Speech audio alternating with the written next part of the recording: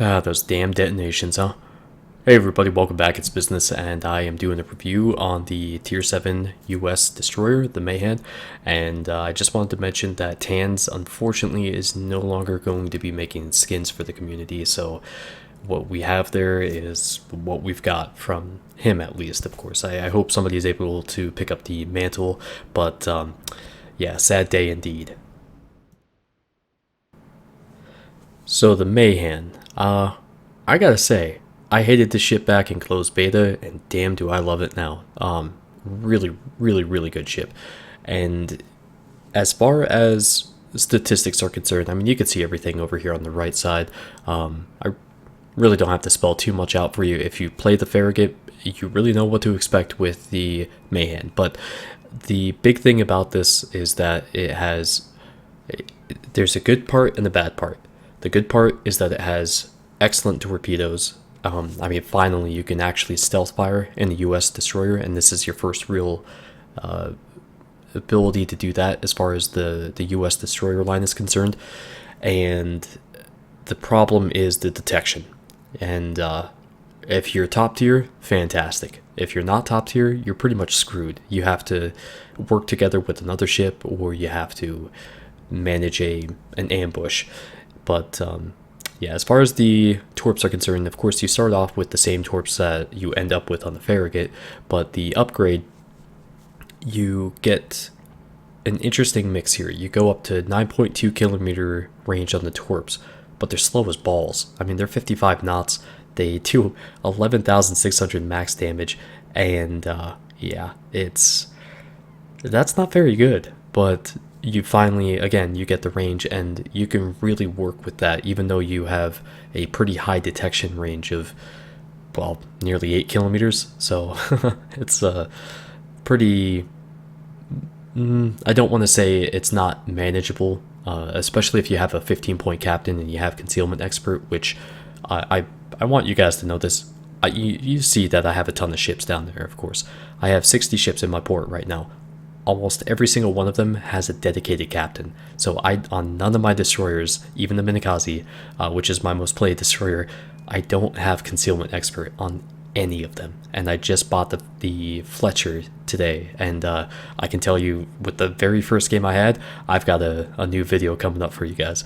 But there is the option with the Sea Hull here, which removes that third turret and replaces it with additional AA. Not worth it, in my opinion. This is a gunboat through and through, but you know, if you want to run the Sea Hull, you get the option of running defensive fire, and I don't switch over to that until the Fletcher, and again, I can show you why in a later video, probably in the next week, maybe less. I've got so many more videos coming up, and again, the detection range on this is the big killer. It does have pretty good speed at 35 knots, and of course, you know, with the engine boost and the speed flag, you're looking around 41.8 knots, I think, is the max speed, or just around 42. And as far as the upgrades are concerned, you pretty much have the usual lineup here. I do opt for the accuracy module on the second slot. I don't really think there's much benefit to anything else. I mean, it does have a pretty damn slow turret traverse, which can get you into some trouble. The Benson completely rectifies that later on. Same with the Fletcher and the gearing, of course. I'd go with, for the third slot, propulsion as well. Even though I run the last stand, I want to try to make sure that my engines get knocked out as little as possible. And I do run rudder shift as well.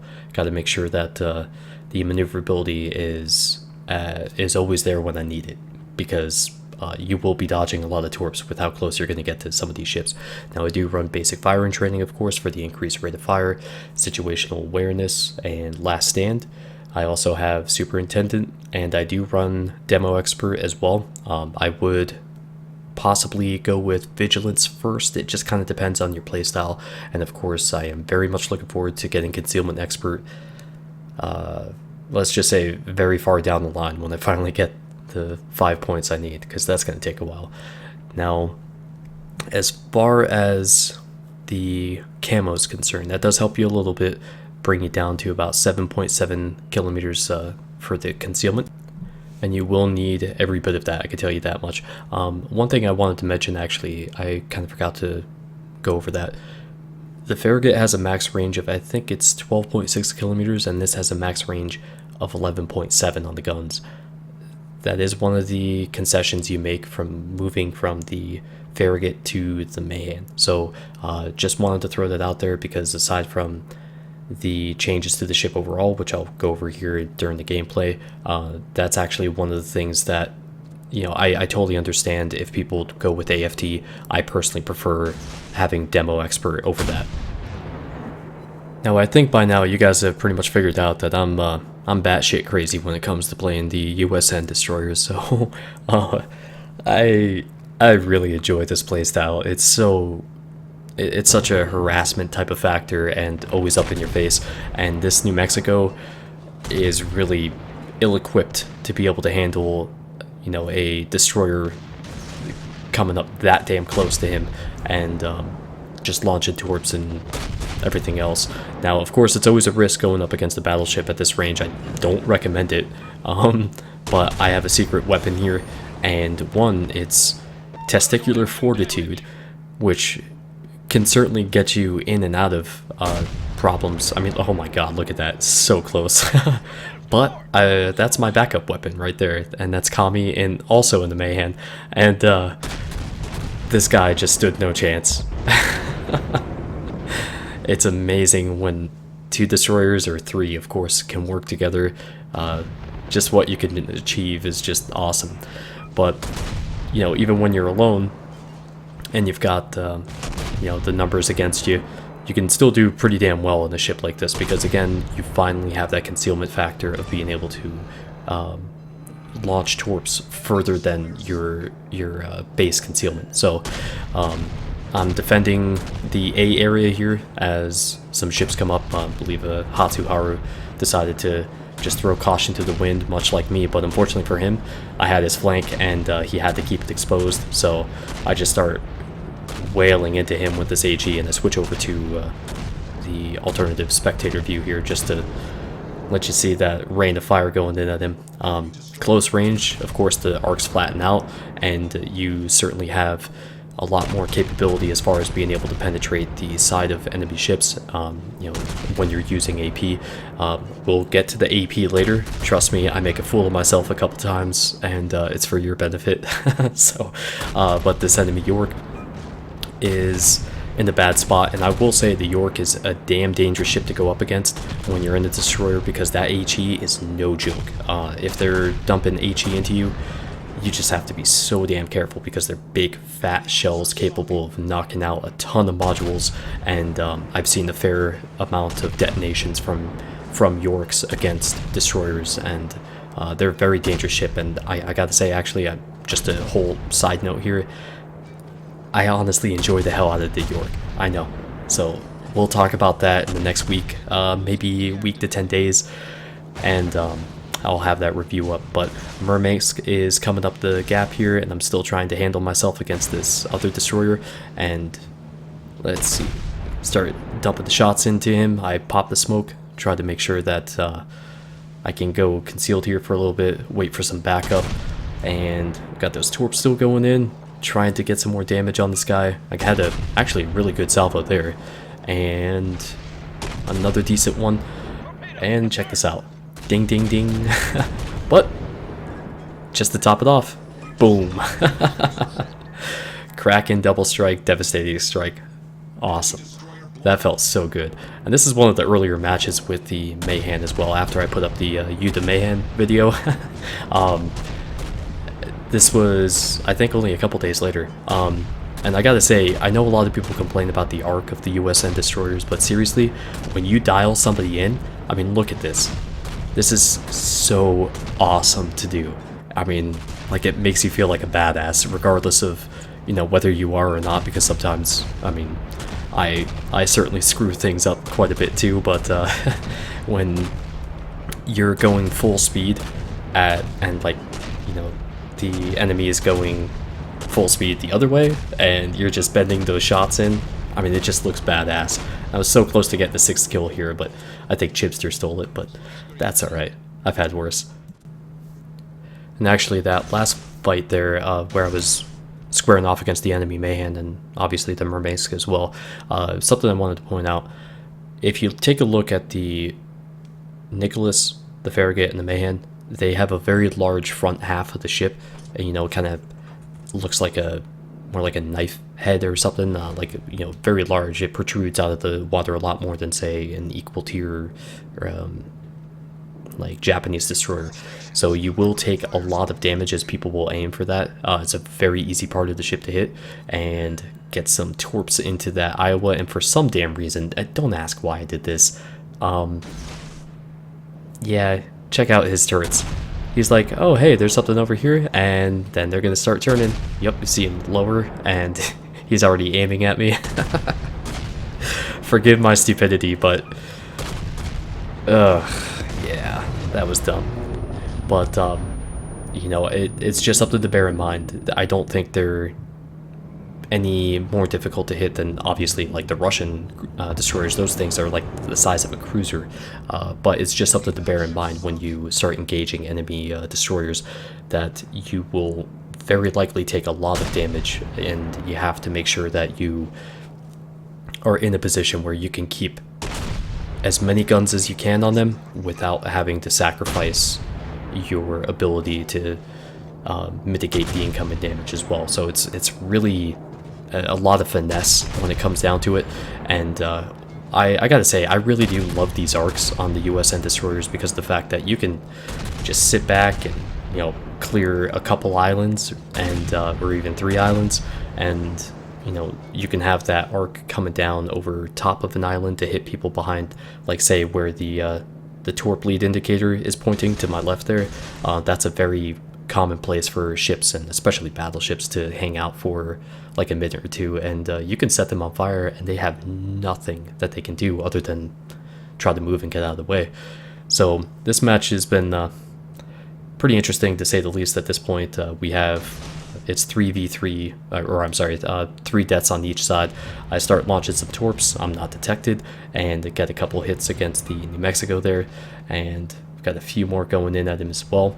But switch over to my guns, and I move behind this little wedge of the island here to keep myself nice and concealed. And now I get to work on just setting him ablaze and trying to keep that damage racking up.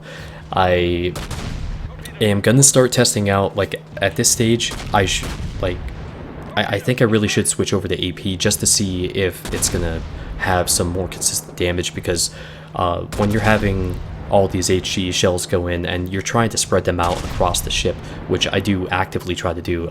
You're seeing here I'm aiming too low, and so a lot of the shells are hitting on the bow, the side of the ship. And see, now I finally had the right lead there and actually had some damage. I want to switch over to AP to see if I can actually get some sustainable results, and I tried that tonight with the Fletcher. Actually, once an enemy ship got on fire a few times, I switched over to doing AP against him, and I actually started racking up a ton of damage. I mean 2,000 damage per salvo, but when you're shooting at 3 like a salvo every 3 seconds or something, it racks up pretty damn quick. And speaking of which, when an enemy destroyer gets within range and you just start rippling the shells in at him, like you get again, it's all about being comfortable with the arc, how much you have to lead the ship, because that really does seem to be the issue a lot of people have with the US destroyers. Once you get that down, I mean, I can tell you, you're golden. There's really nothing an enemy is going to be able to do, especially an enemy destroyer, if he gets incapacitated and or like if somebody gets beached, you're just going to nail him, and I'll say it's damn satisfying. Now, one of the things that took a while for me to get used to on this ship was the fact that it has 3 torp launchers. One is inline mounted, the others are on each side, port and starboard. And you launch I think it's the middle one first, instead of having the prioritization on being the left or right, so it can, it's gotten me killed a few times. I'm like, what the shit just happened? And this guy, he had been eluding us the entire match as far as getting some damage into him, so that was was a well-deserved death right there, so that's why I kept shooting at him. But there are a lot of ships that you don't want to face in the Mahan. A Lo Yang, that's certainly one of them because you can't hide in your smoke, and it's a Benson with Hydro, so the Benson is a damn dangerous ship, of course. Another one is the Fletcher, which we'll get to in a minute.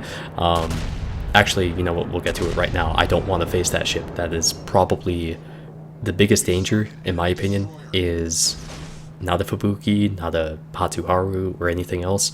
It's the damn Fletcher. It is so powerful against this ship, and it's pretty similar, but there are enough differences to it that where it has better detection, it has really good upgraded versions of the guns that you already have on the Benson and the Mahan, the Farragut, so on and so forth. But they're still 127 millimeters, but God, they feel so much more effective. And I've definitely chewed up a few destroyers already with that. But remember that part where I was saying earlier that we were going to talk about the AP, see how that works, and I'd make an ass of myself? Well, here you go. This is strictly for your entertainment, guys. I wish I could say that I actually believe that, but I switched to the outside spectator view so you could see the damage being racked up, and I actually get myself killed by switching to the Torps because his secondaries had just another moment to fire. Oh god, that's embarrassing. But it's a nice dose of humility as well. Sometimes watching the videos here, I'm just wondering what the hell was I thinking. But it is what it is, and if you learn from my mistakes, then by all means, I hope it served you well. Now, unfortunately, I think this was the very next match. I had run into a bit of a problem here. I got a torpedo on something, and unfortunately, it turns out to be exactly what I don't want to face, and that turns out to be the Fletcher.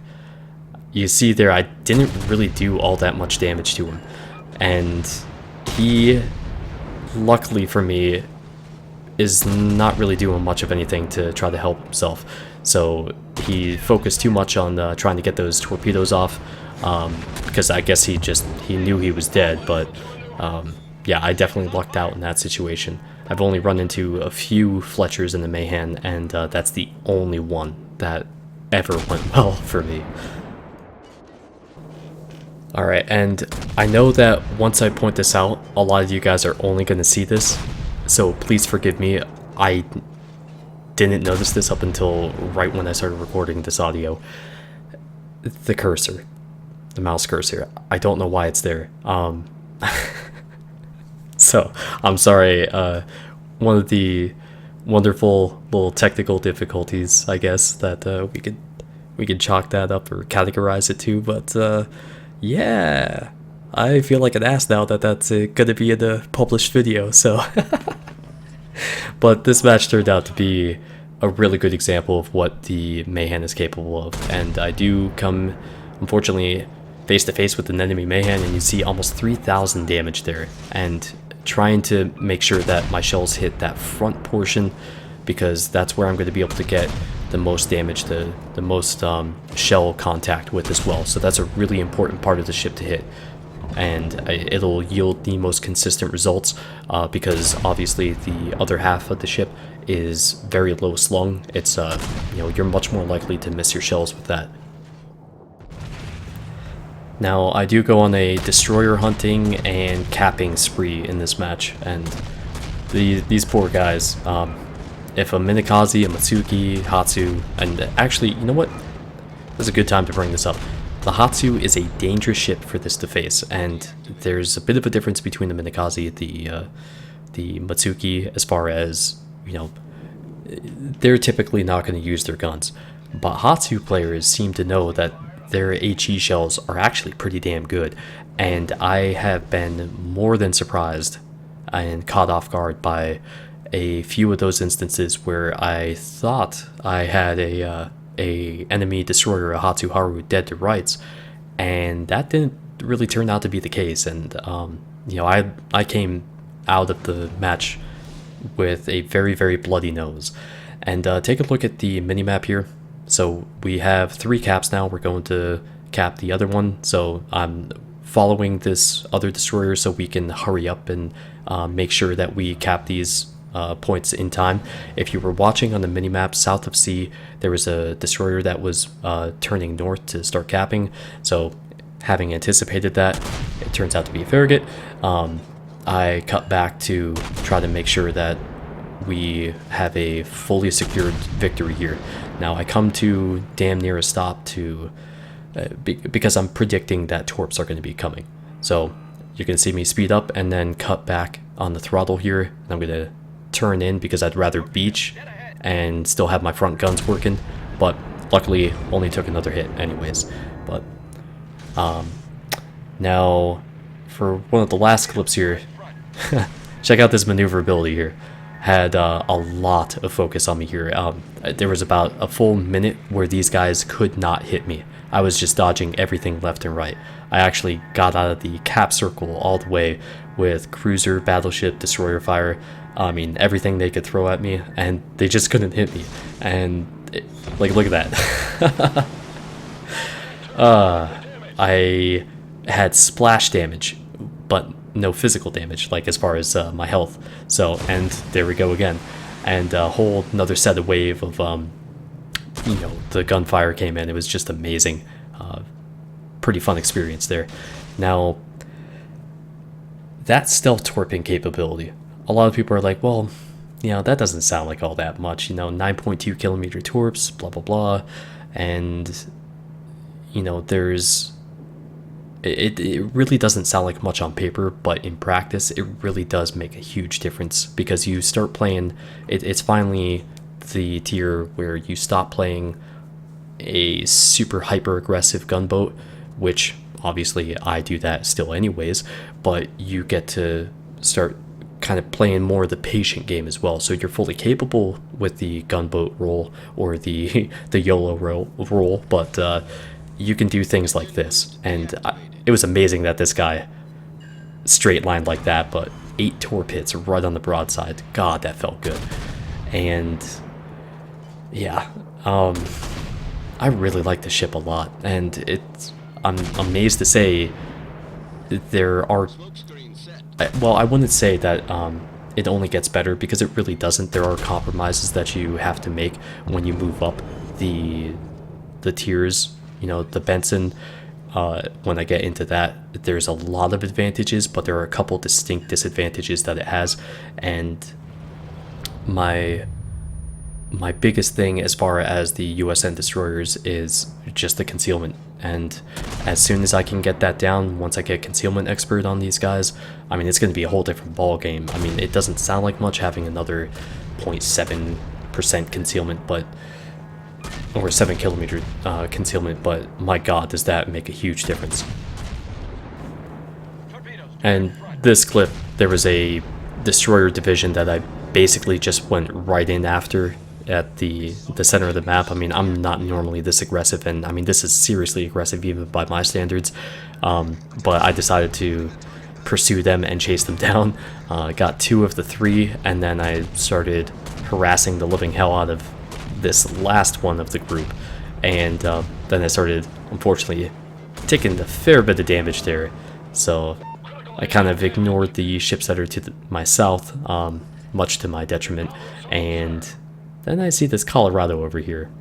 I wonder if before I die, and if you take a look at the points total up at the top, we only need to kill really 1 more ship, and we'll go ahead and wipe the slate clean here. But this Colorado, unlike the turrets before, he knows I'm here, and he's not turning. So yeah, this is one of the benefits of the Mahan over the farragut. You get a little bit more range, a little bit more capability with the torps, and pop, he's gone. Yikes. So 6 torp hits, and he knew I was there. I don't really know what he was expecting to have happen there, but and just as a PSA, do not do what I'm doing here. The Shores is deadly. It is one of the most effective destroyer killers in the game. Oh my god, I've killed so many poor little destroyer souls with that ship, and god, I can't wait to finally get into the Russian cruiser reviews, because you guys are going to see some crazy shit, I'll say that much. But yeah, in summary, I gotta say, the US destroyers have really rekindled my love of the game, and I really, truly enjoy playing them. It's just a lot of fun. So yeah, I'm fully confident in taking this ship out, just like any of the other US destroyers that come before it. I mean, maybe not the Wicks and the Samson, but Clemson, Nicholas, the Farragut, oh my god, the Farragut, and the Mahan, the Benson, the Fletcher. I'm good with all of these so far, and I'm pretty damn excited about the upcoming changes in 5.5, where they get more turret health and they can actually stay in the match for longer and fight. So I did want to say, feel free to follow me on Twitter, and I am using that as kind of a behind the scenes thing now. So and of course it's a direct thing right to my phone, so if you have any questions, feel free to ask it there, and I can try to get back to you as soon as I can. And closing in on 4,000 subscribers, so thank you so very much with that. I will be doing the Texas giveaway, 2 of them, on the stream as soon as that thing hits the shop. So just, I'm waiting on that. That's all that's happening there. But again, thank you for watching, guys. Let me know what you think. You know, if your experience with the Mahan is similar to mine, and I certainly hope it is, because it's just so much fun. A lot of really good matches with this. But thank you again, and I'll see you next time. Take care.